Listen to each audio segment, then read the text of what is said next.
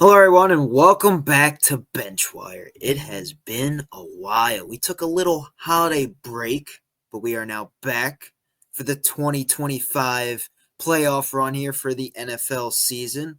And once again, I'm joined by my lovely co host here, Justin. How was your little holiday break, man? Oh, it was great. I missed the BenchWire crew. I missed you guys. I hope you had a great holiday. I know I did. It was fun. I got to see you a couple times through it. That made my Yeah. holiday break so much better. Seeing you, seeing you. So it was good to catch up with you. And yeah, it's good to talk about football. A lot happened. We had the notorious Black Monday we got to get into, and the fucking playoffs are here. Let's go. You know, Yes. it's go time, man. It is go time. I'm excited about it. Super Bowl's around the corner. We got like a month here, so wild card weekend or super wild card weekends in store for this upcoming weekend. But before we get into that, we're going to talk about what happened this past yesterday on Black Monday. Let's recap that. So, three coaches recently just got fired. There's other ones that have been fired throughout the season, but we're going to recap the ones that did just get fired. So, literally, well, this was on Sunday that this one happened. The first firing that went down at the end of the season. Gerard Mayo won his final game as the Patriots head coach, and Robert Kraft brought him into the office there an hour later. Yeah, we're going to have to fire you. I'm like, dude, you didn't even give this man a chance. First year under a rebuild, Drake May and company, like they put up a win, made him lose the first overall pick, and Robert Kraft's like, I don't want him. I don't want him anymore. So now they're gonna have to look for another head coach. Right off the bat, what comes to mind is probably Mike Vrabel's probably in the running. There's gonna be other guys as well, but yeah, I was just surprised. It caught me off guard that Gerard Mayo be fired this quickly. Didn't even give the man a chance. But I guess they liked the other candidates better and didn't really view Gerard Mayo as a guy they had in their future plans, which is stupid. Why even hire him in the first place? Because, even if they hire like a guy like Mike Vrabel, he was available last offseason. So it just didn't make sense on why you hired Gerard Mayo. I get that you didn't want him to leave the Patriots right off the bat when, Belichick left because he was on Belichick's coaching staff, but it just didn't make sense. And yeah, just want to hear your thoughts about this firing, Justin. Yeah, obviously, first year is a little bit tough. The situation wasn't the best. It wasn't like a win now roster, and he underdelivered. It was his first time being an NFL head coach. Yes, he has a background. He was a really good football player. He played in that system. So I think in Robert Kraft's mind, it was like he's been with Belichick, and I think he wanted immediate results, and he didn't get that. He didn't see the team trending in the right direction, so to speak. He saw a lot of stagnation with the offense. The defense was playing all right, but also there were some comments throughout the season. Like I remember, I think it was when they played the London game, and then right after, he said once they cross the lines, like meaning his players, when they get from the sideline, from the bench, out on the field, there's nothing we could do as coaches. So I could point to some instances where he misspoke. Like maybe he didn't mean that, but I don't know if I think there's a little bit more to that. Maybe he lost the locker room. Maybe the players didn't trust him or didn't believe in what was going on. And I feel like it's not really in Robert Kraft's nature. I respect the heck out of him. I think he's one of the best owners. Obviously, he had a dynasty, so I think he's one of the best owners in the league, and I think that's an attractive job with Drake May. He looked like he got a franchise quarterback there, so it's going to be an attractive spot for a lot of coaches, regardless of him moving on real quick. And yeah, I think he just saw other candidates. Like there's a Ben Johnson out there too. There's other candidates for them to go and look at too. So I think they wanted to move on quick and then get the iron rolling there, get some interviews in. And I think another thing too, uh, it was reported that Vrabel took the Jets interview, another team that needs a head coach, and as a smokescreen, and he's like, "Oh, I don't think I want Vrabel to go to the Jets." So they rather part ways with Gerard Mayo and try to probably inevitably. It seems inevitable, kind of. I think there's another dark horse team that could sign him, but we'll get into that in a little bit. But yeah, I think that's ultimately why, because I think they got Vrabel at the top of the list. Yeah, it's just crazy because they didn't even give the man a chance. Like the roster is one of the worst in the league, For sure. and they don't have much to work with. And you hired the guy to turn around this team, and it doesn't take just 1 year to make it happen. It's a whole Right. process. So Which it's is why just I think he lost the locker room. I think that's why. Because I don't think he's the type of guy to move right off of someone. I don't know what Bill Belichick's first season was in New England. I don't know if it was excellent, it was great, or it was bad. But I mean, he didn't move off of Bill Belichick after a bad year. So you know what I mean? Like yeah, I feel like it's more of like lost the locker room. And I think like Keon White, like their defensive lineman, said, if there's no changes made, then what are we doing? So I feel like players were frustrated and they needed a change. And I know a lot of Patriots fans were upset. We're upset with some of the coaching decisions. And it's a business at the end of the day. If you want to get the Patriots fans excited, rejuvenated, and excited for next season, sometimes, even though it sucks, firing a head coach and selling them hope for next season, they got a number 4 overall pick. You can start to get a little bit of excitement back. If Mike Vrabel walks through the door, it's like, okay, maybe we can make a little sneaky run. Maybe we could get into a wild card position. Maybe with a good head coach. We got to see what happens. So I think it was just a business decision, and he lost the locker room. In my honest opinion. yeah, that is probably what happened there. But it just sucks to see. But let's talk about another guy that you love dear to heart there, Doug Peterson. Dougie P got fired. He's a Super Bowl winning head coach. In his first year with Jacksonville, he brought them back to the playoffs. They lost there in the no wait, they won the wild card game and then they lost in the divisional round because I remember they came back, they beat the Yeah, Chargers, and then Brandon Staley. That whole it was a magical. magical night. It It was was a a magical magical night. night. So that happened, and then 2 losing seasons in a row for Dougie P. So the Jags they have a pretty good roster, and the Jags owner, forget his name, he wanted to change the scenery there, want to start brand new because he thinks he can win with this roster right now. It is pretty loaded, it is pretty talented, and yeah, Dougie P just hasn't been able to come up big when he needed to the most there. And yeah, you could see the writing on the wall throughout the season. Like when they started out, whatever it was, I think it was like 2-8. It was just a bad, start to the season there. And you have high hopes. They have high expectations, like at least to be a wild card team. You paid Trevor Lawrence all that money, just haven't been able to get the best out of him. So I could see why they made this move. It sucks for Dougie P. I think he will get a job elsewhere. I don't know if it's going to be, head coach right off the bat. I feel like he can go in as an offensive coordinator and then work his way up if he has a productive offense yet again in the NFL. But, it just sucks to see. And yeah, I want to hear your thoughts about it. Yeah, I think one of the reasons why he left the Eagles in the first place was because he wanted to pick his coordinators, and the Eagles are a little bit more controlling. They didn't want to give him that kind of power. They wanted to have a lot of influence and decision making there. So they ended up meeting the minds. They parted ways based on that. So I feel like a lot of the hires, like I don't even know the defensive coordinator name is, but yeah, one of the worst the defenses, awful defense. And then their offensive coordinator, I think Press Taylor, he was an Eagles quarterback coach under his tenure. Didn't do much. Didn't do much to unlock the offense. Lack of creativity. It ended up hurting them there. And that's why Doug's gone. Doug's a likable guy. Players coach. The players play hard for him. I won't say that the players necessarily quit on him. I guess it was just time. And Shad Khan's the owner, like you were saying, or I guess he felt like it got a little bit stale, the offense. And yeah, I guess they have some good pieces there, but I feel like Balky's got to make some moves too to make the offense a little bit better, make the defense a little bit better, especially on the back end, like in the secondary and the linebacker play. So Yeah, I feel like they can do something, make the right hire. I don't.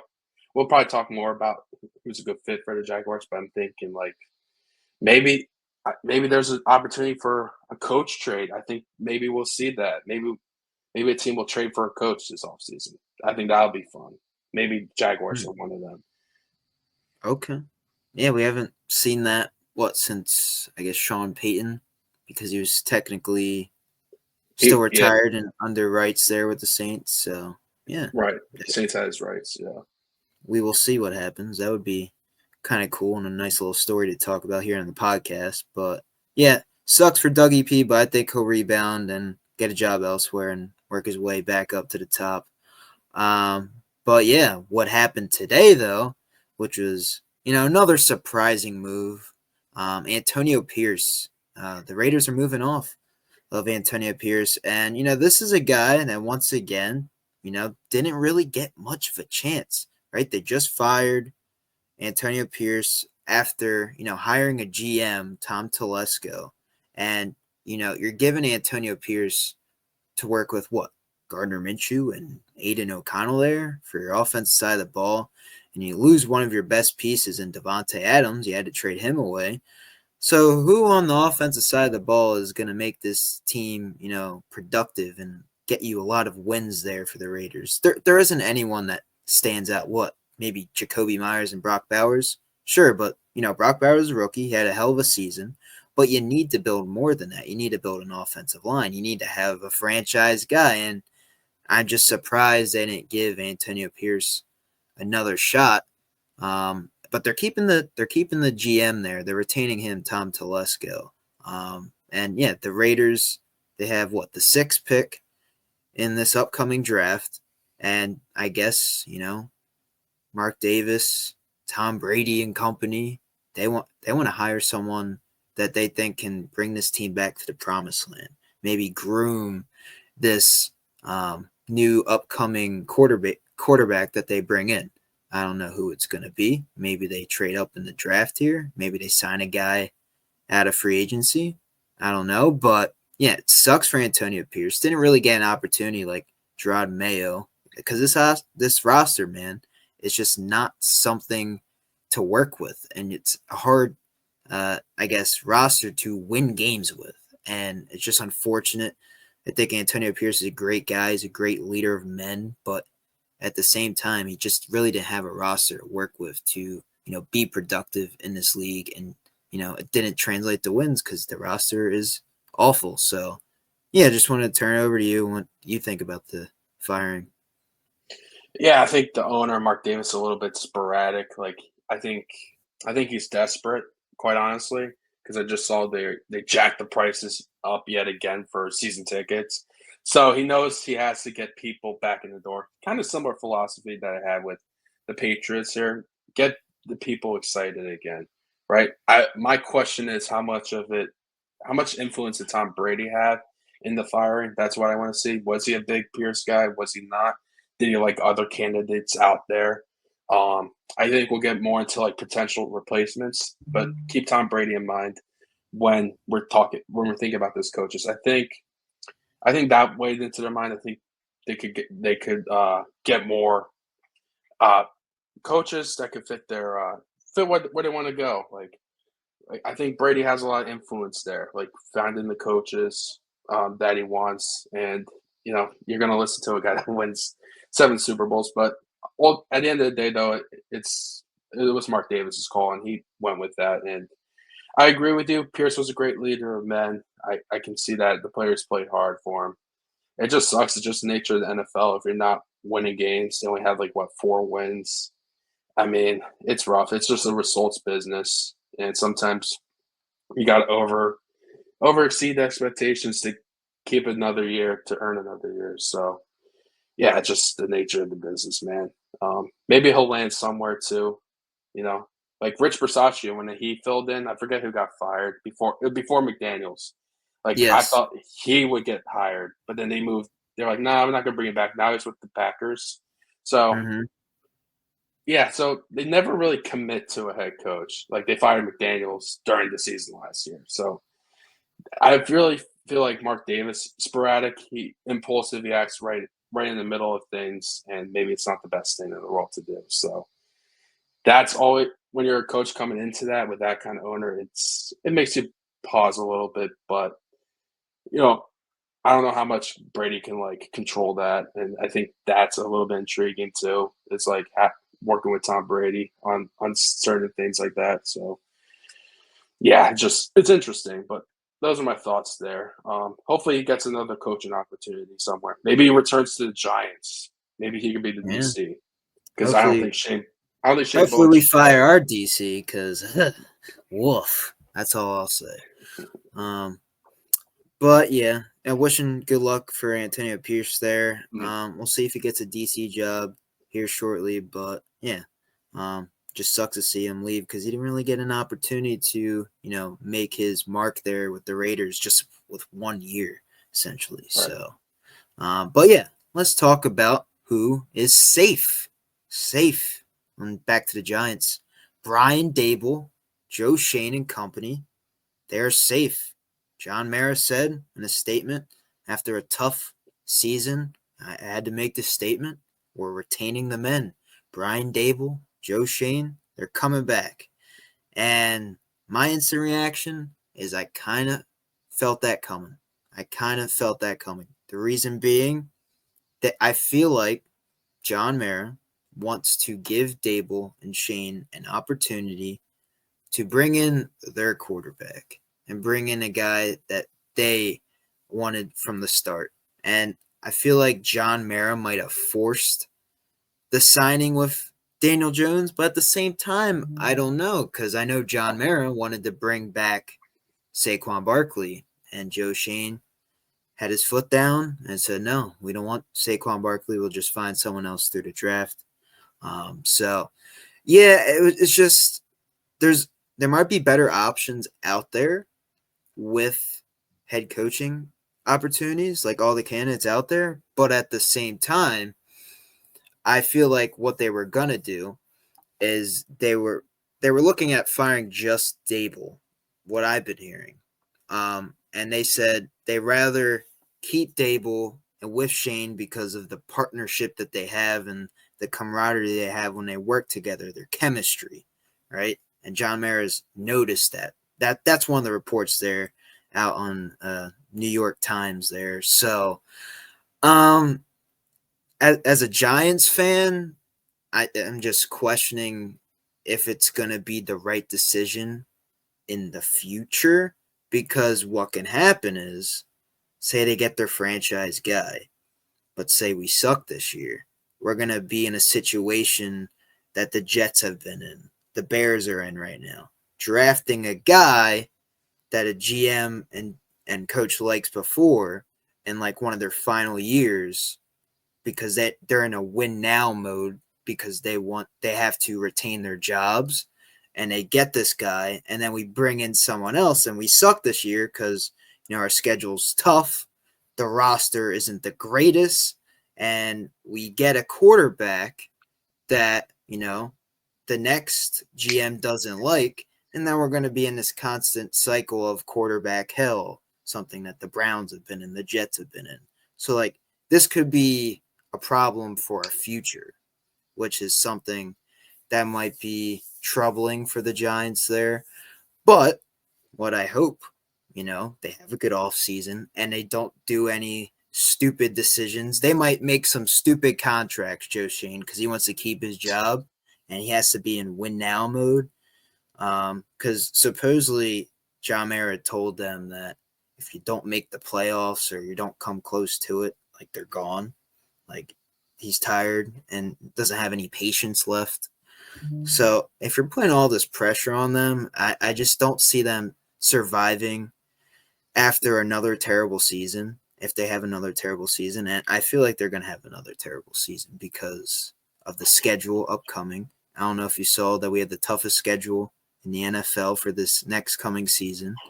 And they have a lot to work to do because this roster is not even close to even competing with the Eagles backups, as you saw this past Sunday. So that's all I'll say for now. I'll turn the floor over to you. What do you think about this Brian Well, Dable news. if I was a Giants fan and I put myself through the torture every week like you do, I would be pissed. That Saquon Barkley thing you mentioned, that keeps the owner up at night. You just let him stay. You'll just let the guy that completely botched that stay.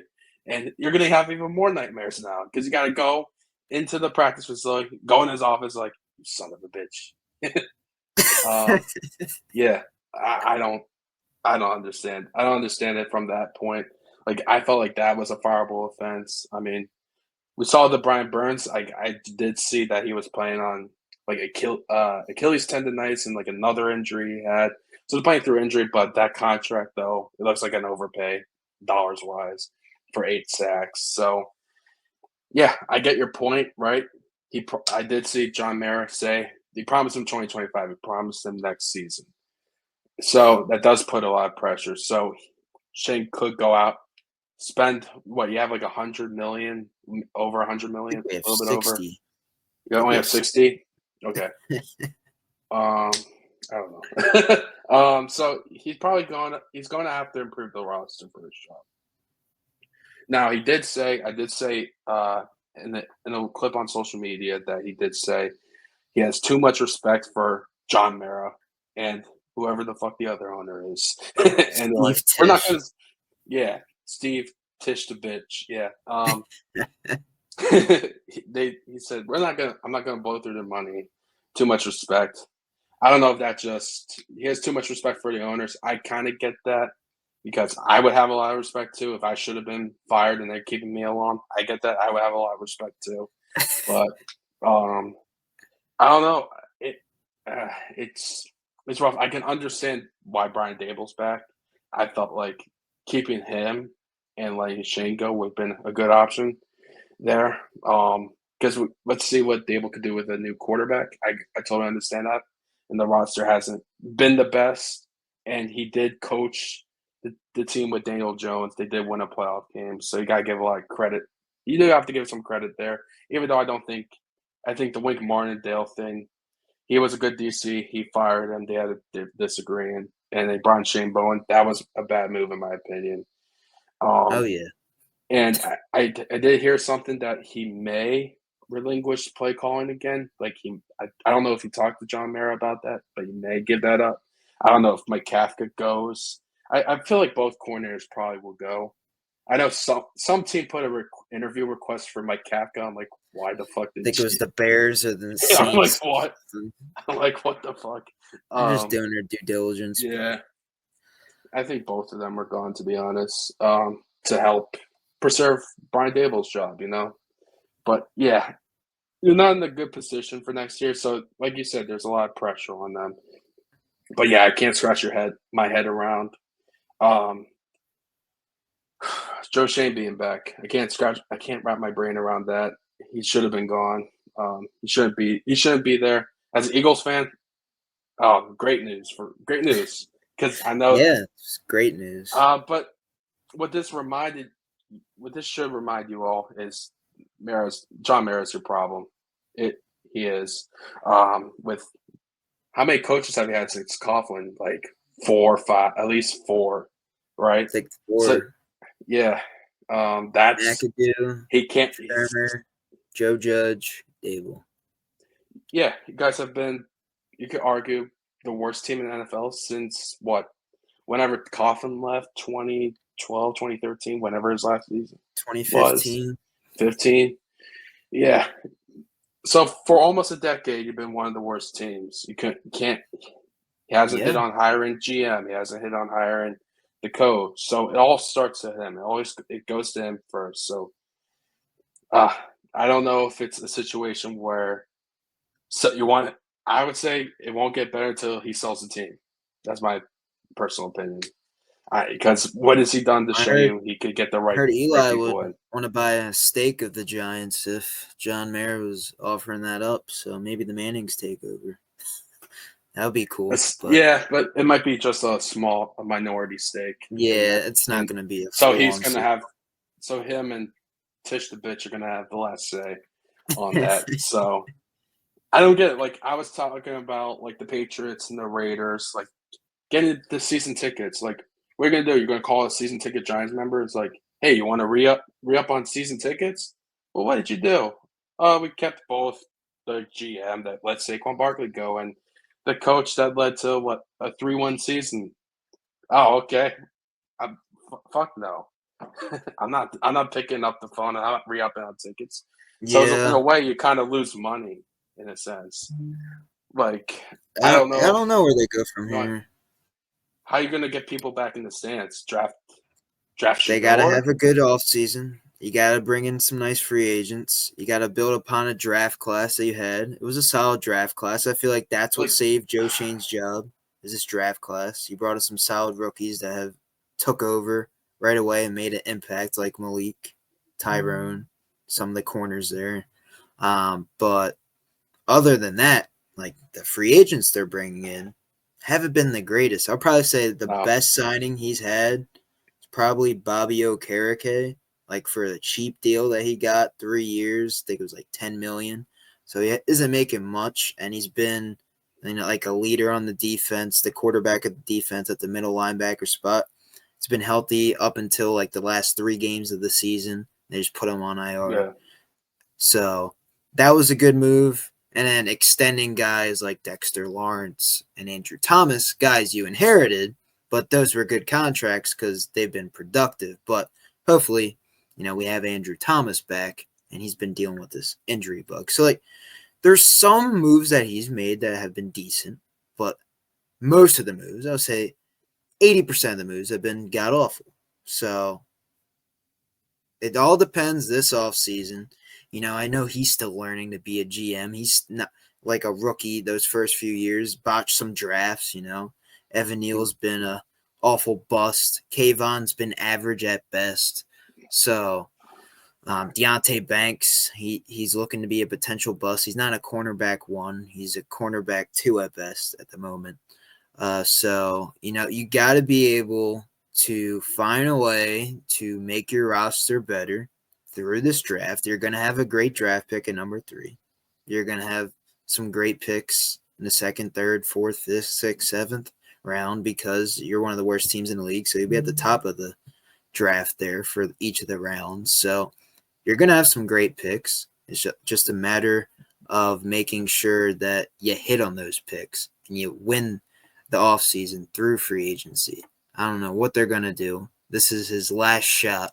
If they suck this year, they're both gone. It's plain and simple. So I don't know what they do. Do they draft Yeah. a quarterback? Do they bring in a veteran guy? I don't know because now they're in a sticky situation there being the 3rd overall pick. We'll talk about that more, but on who we think they're going to get. But at the moment, I don't know. You just got to win this offseason. It's the only way to go from here.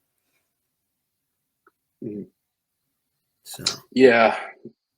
Yeah. It seems like to get someone even in, like who's going to take a 1 year, 3 million to just play in New York for a season?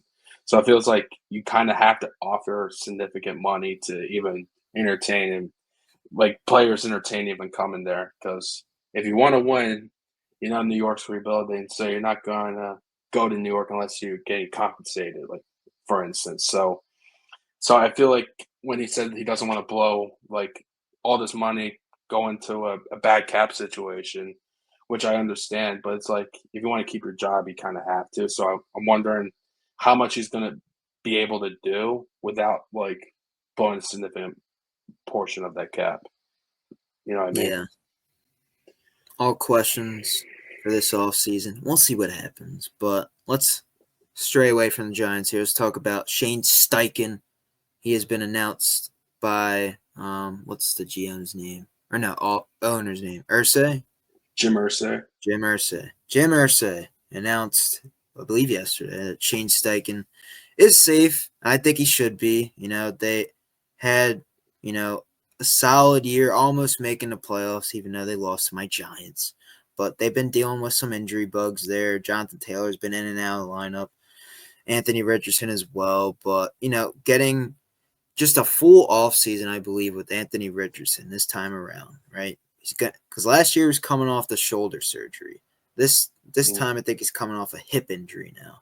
So if he's able to, stay healthy, put in some work there in the offseason, and they can have a good offseason with the draft, and Chris Ballard, he's a solid GM. He's bringing in some solid guys. He finds a way to have a good backup quarterback every year, even though he knows his starter's going to be hurt, which is just weird.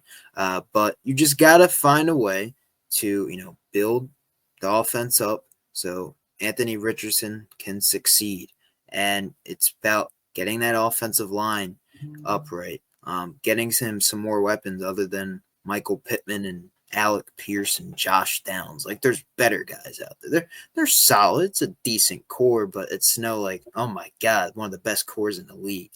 And you have Jonathan Taylor there. And that defense, it needs some work. So they put all that together. I feel like they can make some strides here, and they could compete in that division. It's other than the Texans right now, it's really no one else's division. So I like Shane Steichen. He's a good offensive coordinator.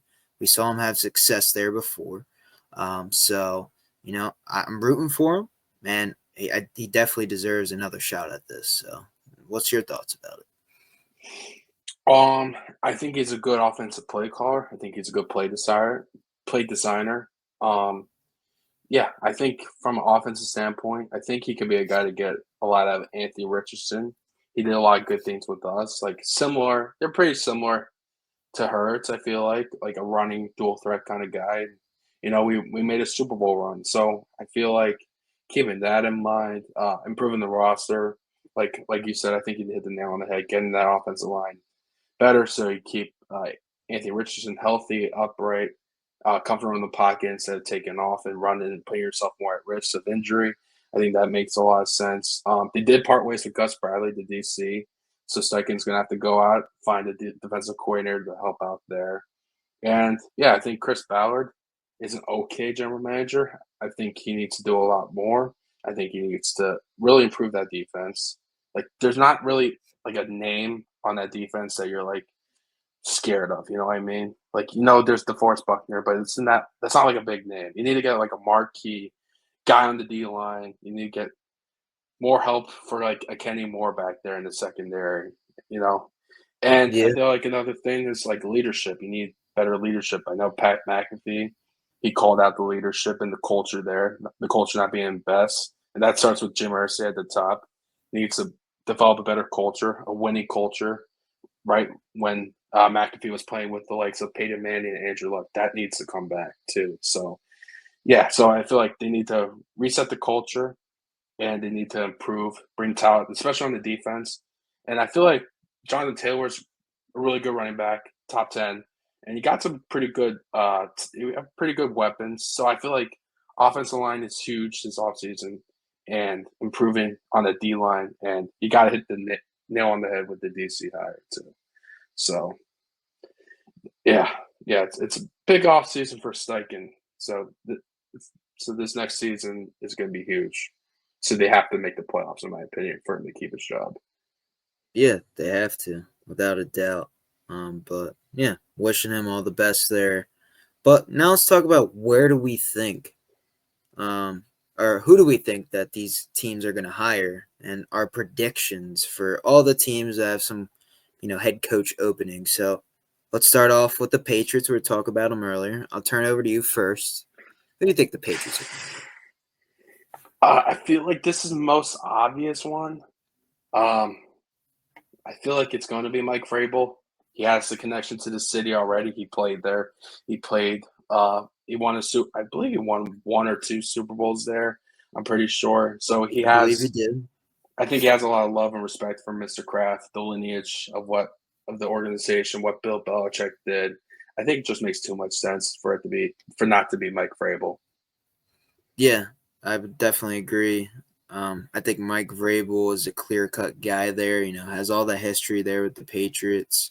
And yeah, I think he fills the void, guy to rebuild the culture there from the ground up. And he's had success in this league. He's brought the Titans to the playoffs there, got to an AFC championship game. So I feel like he's a guy that can, just got to get a good GM in there. If you give him the talent, he will be able to, make that team be someone to worry about again there in the AFC East. So, yeah, I think Mike Vrabel is a clear-cut guy that they're, honing in on. So that's why they pretty much fired Gerard Mayo there.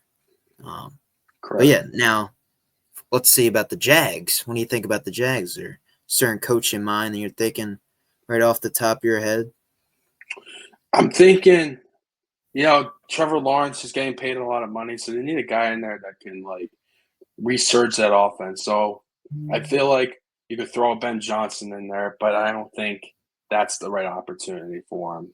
I'm thinking more like I'm gonna mispronounce his name, but like that Tampa Bay coordinator, Shane Cohn. I feel like someone like him could be a guy. Look what he did with Baker Mayfield this year. Mm-hmm. Dave Canales left, took the Panthers job, and he came in first time calling plays, and he made a lot of good things happen. They won the South again for the 5th consecutive year, and Baker Mayfield played excellent. I felt like he played really, really well, and I feel like he's going to be a guy that gets a lot of interviews. And I don't know how attractive the Jaguars job is because you're not coming into a situation where you're picking your quarterback. There's already a quarterback in place, so I feel like giving it to like the younger guy with not as much coaching experience might be the move. So I think in that kind of realm of things. So, I was thinking on the offensive coordinator realm as well. And that guy that you were trying to say there was Liam Cohen. He's the offensive Darn it. coordinator. But for the Jags, I think they will bring an offensive coordinator. And right off the top of my head, a guy that, turned around the Bills offense. And his name is Joe Brady. He's had success there with LSU, with Joe Burrow and company. Josh Allen turned him into an MVP candidate, right? When Ken Dorsey, got fired last year, Joe Brady picked up the slack there, and the Bills started winning games and made a nice little playoff push there. So I really like Joe Brady. I think he's a guy that can, help make Trevor Lawrence be the quarterback that he's supposed to be, that number 1 overall pick, and paid all that money. So I think Joe Brady, that's just someone that comes off the top of my head that can be a guy that can change the culture there and make a winning team with the Jags. With the roster there they have, that's pretty stacked. So that's who I think. Let's now talk about the Raiders. Do you have any guys in mind for the Raiders there? The Raiders. I remember saying earlier in this episode, there's this dark horse. I think for whatever reason, Mike Vrabel is a dark horse. I don't think it's going to happen just because the Tom Brady connection. Won Super Bowl together, having him in the ownership group. You get to work with him again. I think that's going to be something interesting, along with picking your quarterback and rebuilding something. On top of it being Las Vegas of all places, that's a pretty cool place to live and coach too. Those factors, maybe Vrabel is a dark horse there, but I ultimately think he does go back to New England. Goes to New England to coach. I remember watching a game, the Vikings-Packers game, and Tom Brady was calling it. And he'd been saying this guy he had a lot of respect for. Yeah, he liked him a lot. And I think that was a little bit of the breadcrumbs. If I'm connecting the tea leaves of what he left, that's Brian Flores. That would be my lean. That would be my hunch. Could have a D'Amico Ryans-esque effect they had with the Texans. You get a coach in there. He's a hard-nosed coach, a guy that can leader of men. I know that defensive Minnesota is great, and they play hard for him. So I think he can establish a winning culture there. And, you have a resource in Tom Brady. He'll help you find your franchise quarterback, too, whether in the draft or if that's a bridge guy and then get a quarterback next year. So I feel like that's my lean just off of what he said on commentary and like their whole respect thing. So I feel like Brian Flores will be a strong candidate. I like Brian Flores a lot. That does sound like a good hire there. Someone I was thinking was Liam Cohn here for the Raiders. Okay. I think, if they get a franchise guy, get someone here in the draft, they got to have a guy to groom him. And I think Liam Cohn, what he's shown here with Baker Mayfield and that Bucs offense, I think he'll be able to groom him and make this offense hum. You know, you got a guy in Brock Bowers that can be successful. He broke the record for most catches as a rookie there.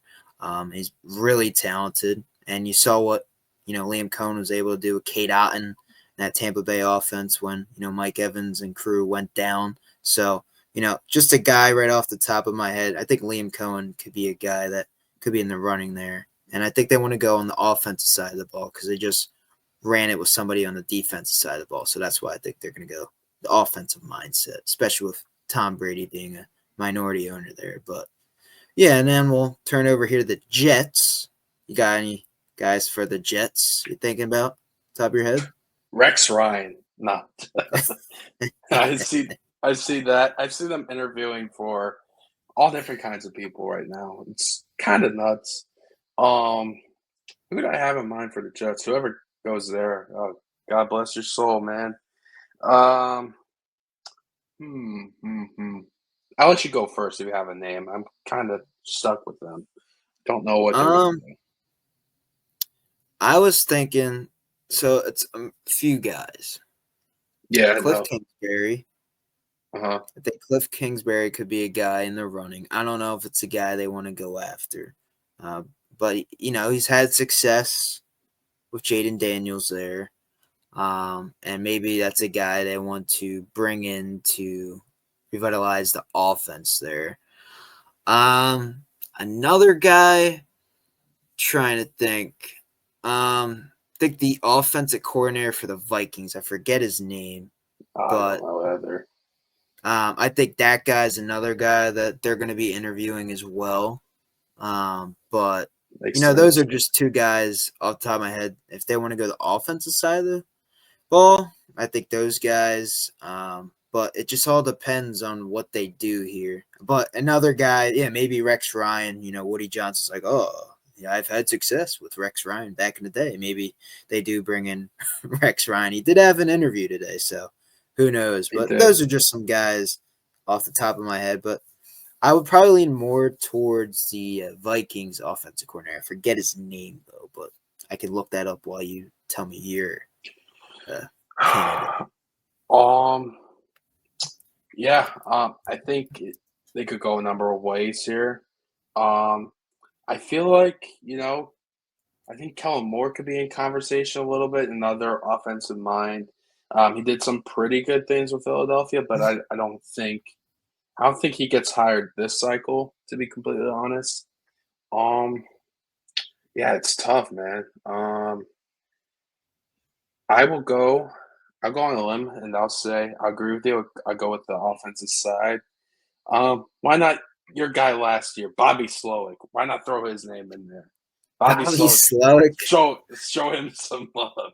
Why not? All right. Let's Even see. though we didn't have the greatest of seasons this time around. But hey, it's all right. It's Bobby all right. Slowick. Bobby Yeah, Slowick. I do I remember had to that. bring it up. I Bobby do remember Slowick. that. Not Carolina, but we're going to New York. Yeah, so the Vikings OC is Wes Phillips. That's the guy I think that might be in the running for the Jets. I think that could be a dark horse candidate there. How about for the Saints? I have the guy in mind who I want it to be, but I have to look up his name. Do you have any guys Saints? off the top? Yeah, I know who I want it to or think it could be. I feel like everyone's been pointing to this, so I'll go with it. Aaron Glenn has been a guy thrown out in that down there. I feel like that could be an interesting possibility. So I'll probably lean Aaron Glenn for now. I think he has an interview with them coming up later in the week, so I'll lean Aaron Glenn for now. I feel like I don't know. I don't see Ben Johnson going there. Yeah, I'm not too sure, to be honest. I feel like it's Aaron Glenn as of now. So the guy I was thinking about, I had to look him up. Former Stanford head coach. They interviewed him today. David Shaw. Oh, He had some is he with history Denver there. now? he had some history there with Andrew Luck. He was his former coach there in Stanford. Um, he's like one of these guys known throughout the league that has been, very successful there in the college level. And is just a good football minded guy and someone that could maybe spark the Saints team. It has some talent there, but they're still in the middle of a rebuild. But I think David Shaw, what he was able to do with Andrew Luck, I know it was a few years ago now, but he has the football knowledge, knows what he's doing as a head coach, and be, I believe, his first NFL gig. Could be wrong, but I heard that, David Shaw is in the running there. So that's who I think, possibly off the bat. Yeah, that's outside the box. I like it. I've just been hearing a lot of Aaron Glenn smoke, and I I've feel been hearing like, that too. especially the New Orleans. So I'm like, if no one gets hired from either the DC or the OC of Detroit after getting the number one seed and maybe potentially going to the Super Bowl. Yeah, I have a hard time believing that. So I feel like one of them is going to go. So I feel like Aaron Glenn to the Saints kind of makes some sense. Establish a culture, a winning culture, a player's That, coach. yeah, does make sense. I do think, one of them will be going from the Lions' offensive and defensive side for sure. But now we got one more opening left. The Bears. Is there anybody off the top of your head? Oh my God, he's gonna be the coach. Yeah, I haven't picked Ben Johnson yet to be a coach. I don't know if he's going to be attracted with many of these openings here, to be completely honest. Maybe the Bears one with Caleb Williams might pique his interest a little bit. But honestly, my pick, I'm not going to go with the Ben Johnson, even though I feel like that would be a great hire. I'm going to go a little bit different. You mentioned him earlier. I'll go with Cliff Kingsbury here because Caleb Williams, he played in USC. Cliff Kingsbury was his offensive coordinator. You look at what is going on with the Commanders right now, how they unlocked Jaden Daniels, Jaden, right here, 5. You're Yeah. crazy. Oh Yeah. my God. Unlock Jaden Daniels, and Bro's got maybe I could get. Jaden Daniels merch. That's I wild. do, I do, I do, I do. That's crazy. He's a hell of a player, man. But yeah, Cliff Kingsbury.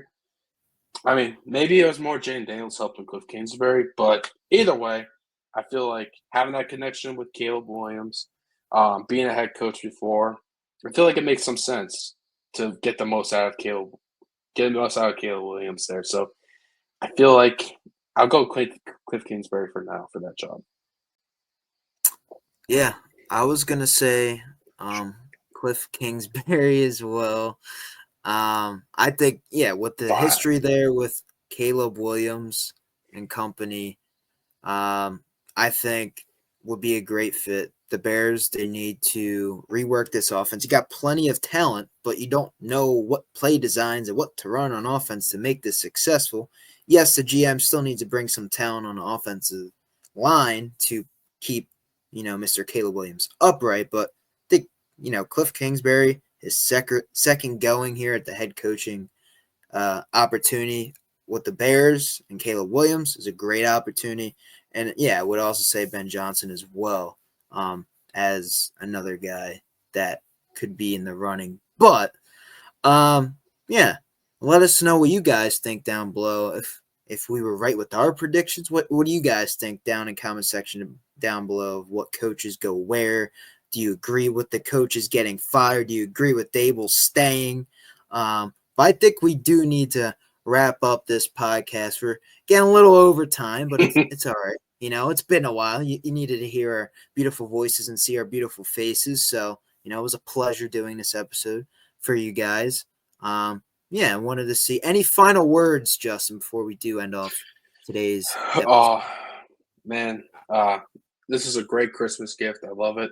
Love this shirt. Fits me super nice. I feel like I can go out there, throw the football 70 yards, win a game, in the end zone, Hail Mary. I feel like I could throw a Hail Mary 70 yards right now wearing this and run like 21 miles per hour. Just do it all. Throw for 5 touchdowns, I feel like I could do that right now with this shirt. Yeah, you're the motherfucking But dog.